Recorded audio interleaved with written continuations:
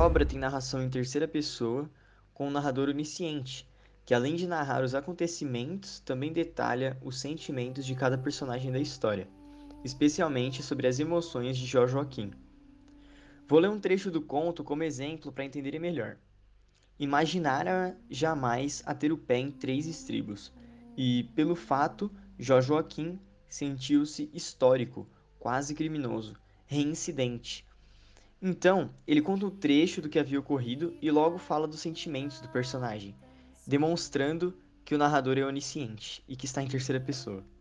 Bom, a respeito do desenredo de Guimarães Rosa, temos o personagem Jó Joaquim, que ele era um bom homem, respeitado onde morava por sua moral, bons costumes e por ser uma pessoa considerada boa. Bom, de certa forma, ele era bem discreto, do tipo de pessoa que não atraía muitos holofotes para si. Num certo dia, no mês de maio, Jó se apaixonou por uma moça chamada Vilíria. Uma moça muito bonita, porém já era compromissada com outra pessoa, ou seja, era casada. Dessa maneira, encontravam-se às escondidas, mantendo suas atenções no sigilo para que o marido de Virília e para com a aldeia que morava, ou seja, não era para ninguém descobrir, já que se tratava de uma traição. Porém, um certo dia, surgiu a notícia de que o marido de Virília teria matado o amante da esposa, que nesse caso não era o Jó. Sendo assim, com o pensamento que a sua amada poderia estar se relacionando com três homens, Jó sofre muito, mas mesmo assim se afasta da moça. Com o passar do tempo, o marido de Virília morre, por um conjunto de doenças ou afogado. Ainda não se sabe ao certo o motivo da sua morte. Dessa maneira, os antigos amantes aproveitam a situação para se casarem. Só que, por ironia do destino, a esposa trai o marido novamente e é expulsa da aldeia e vaga sem um rumo definido. Enquanto isso, Jó, que não matou a esposa por amor, defende-a perante os aldeões por amor. Sabendo dos feitos de Jó, Vilíria volta à vila sem julgamento dos aldeões e sem a culpa do ato. Encontra-se com Jó e ficam juntos novamente. O conto Desenredo do Guimarães Rosa, ele conta com diversas referências bíblicas, inclusive o nome do Jó Joaquim, que remete à paciência. Acerca da história do livro, quando ocorre a morte do outro amante da mulher, o Jó Joaquim ele é devolvido ao barro, que isso é uma referência bíblica para o estado que o homem era antes da sua criação, o estado apenas de matéria. Isso tem como referência o estado de tristeza que o Jó Joaquim ele alcança com o afastamento da mulher. Quando ele tem a oportunidade de estar com ela após a morte do marido, e ela trai ele diretamente, ele não mata a mulher e nem o amante. Isso talvez seja uma referência à sua paciência, ao seu nome de paciência. E após notar que ele não conseguia viver feliz sem ela, a gente tem outra referência bíblica, que é basicamente da dominação do mundo por Adão no Gênesis. E através da linguagem, o Jó Joaquim ele renomeia o seu mundo, né? A mulher era o mundo dele, ele não conseguia viver feliz sem ela, e ele começa a recontar a história. Ele começa a contar para os outros que a mulher era perfeita, pura, que ela nunca havia traído ninguém na realidade. E ele começa a contar isso com tanta convicção que todos começam a acreditar, inclusive a própria mulher, que volta para ele. O leitor desavisado ele pode interpretar que a história é só um caso de adultério, apenas um romance bem simples, mas na verdade o Guimarães Rosa ele traz toda uma reflexão acerca do poder da linguagem, através de diversas referências e metáforas sobre como a linguagem pode exercer um poder grande sobre nós. Agora eu vou falar sobre a terceira geração modernista, ou também chamada de fase pós-modernista, que representa o último movimento modernista do Brasil. Também é conhecido como Geração de 45, pois inicia-se em 1945 e se estende até 1980. Alguns estudiosos, claro, falam que foi até a década de 60 e outros ainda falam que está presente. Os escritores desse período possuíam uma atitude mais formal, em oposição ao espírito radical, por causa da Semana de 22. O contexto histórico da terceira geração modernista do Brasil é um dos períodos menos conturbados em relação às outras duas gerações. Aliás, é o período menos conturbado. Ou seja, a redemocratização do país, ela volta, porque em 1945 termina o Estado Novo, implementado pela ditadura de Getúlio Vargas, e a nível mundial 1945 é o fim da Segunda Guerra e do sistema totalitário do nazismo. E tem início a Guerra Fria e a corrida armamentista. Mas nada que afete tanto assim o Brasil e esse período da terceira geração modernista.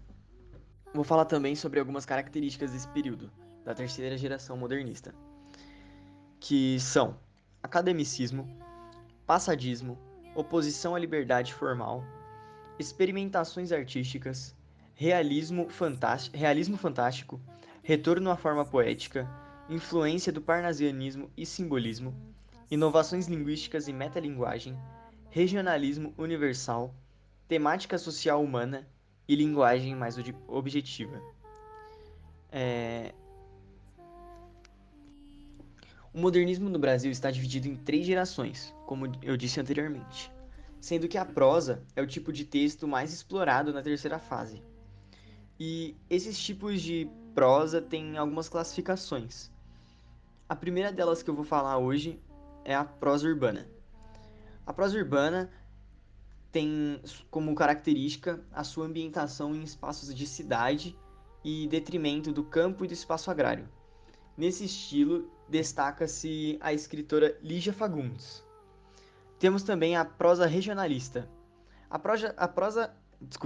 prosa regionalista absorve, por outro lado, aspectos do campo, da vida agrária, da fala coloquial e regionalista, por exemplo, na obra de Guimarães Rosa. E temos também a prosa intimista, que é determinada pela exploração de temas humanos e, portanto, é mais íntima, psicológica e subjetiva. Esses aspectos são destacados mais na obra de Clarice Lispector e também de Lígia Fagundes.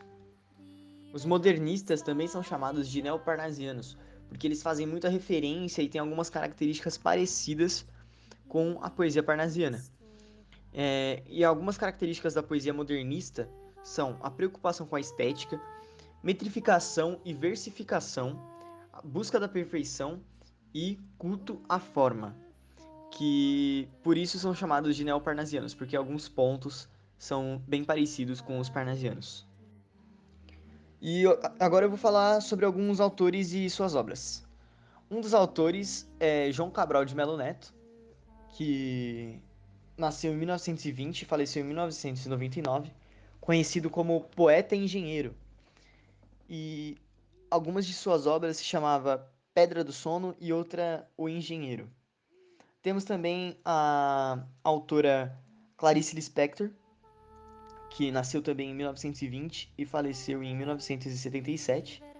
Ela se destacou na prosa e teve um caráter intimista, como eu disse anteriormente. Temos uma obra dela chamada Perto do Coração Selvagem, a outra A Cidade Sitiada, A Paixão segundo GH e A Hora da Estrela, que foi escrito no ano que ela faleceu. Temos João Guimarães Rosa, nascido em 1908, falecido em 1967. Foi um dos maiores poetas do Brasil, sendo que a maioria das suas obras são ambientadas no sertão. Temos Sagarana, O Corpo de Baile, Grande Sertão Veredas e Primeiras Histórias. Temos também Ariano Suassuna, de 1927 a 2014, falecido há pouco tempo. Defensor da cultura popular brasileira, Suassuna descreveu romances, peças de teatro e poesias, dos quais destacam Os Homens de Barro, Alto de João da Cruz, O Rico Avarento e O Alto da Compadecida. E temos Lígia Fagundes Telles, 1923, e pelo visto ainda está viva. Escreveu romances, contos e poesia, sendo uma de suas marcas a exploração psicológica das personagens em sua obra. Ciranda de Pedra, Verão no Aquário, Antes do Baile Verde e As Meninas. São esses então os autores e obras. Bem, em desenredo, os personagens são Jojoaquim, que é o personagem principal, o qual se apaixona por Livíria, Rivília, Irivília ou então, o mais comum nome dela, Vilíria. Uma personagem que é descrita como multifacetada, dissimulada, enigmática, que provoca espanto ao próprio amante depois marido. Esse próprio amante depois marido é Jojoaquim. Ela era casada quando se conheceram, o seu marido não é descrito na obra, e ela possuía mais um amante, no qual foi morto pelo seu marido após ser pego ao flagra com ela. Bem, também esse amante não é descrito na obra. Os espaços, o espaço de desenredo se passa em um vilarejo em que todos se conhecem e os valores morais das pessoas são bem definidos, como, por exemplo, não aceitação do adultério, que não é o caso dessa história, né? Mas ok. Além do vilarejo ser citado, há no conto um outro espaço que não é revelado, mas é onde a mulher foi ao ser expulsa por Jó.